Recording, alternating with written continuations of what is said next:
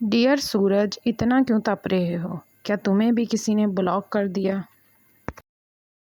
اے گرمی، ایک بات تو بتا، کیا تو خالہ کے گھر آئی ہے جو جانے کا نام نہیں لیا؟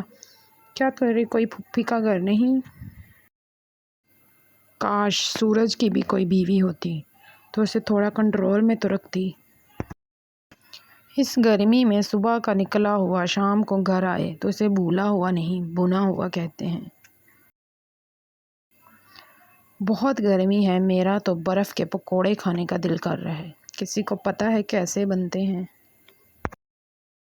Breaking news. سخت گرمی کے باعث فیصل آباد میں ایک ہی خاندان کے 11 افراد اچانک اپنی نانی کے گھر چلے گئے۔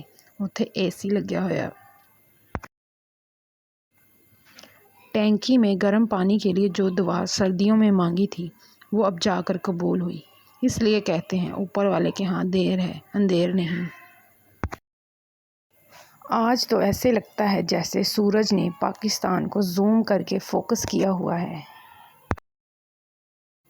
اس سال جتنی گرمی پاکستان میں پڑ رہی ہے، ایسا لگتا ہے کہ پچھلے سال گرمی کی سپلی آ گئی تھی اور اس سال وہ دل لگا کر محنت کر رہی ہے۔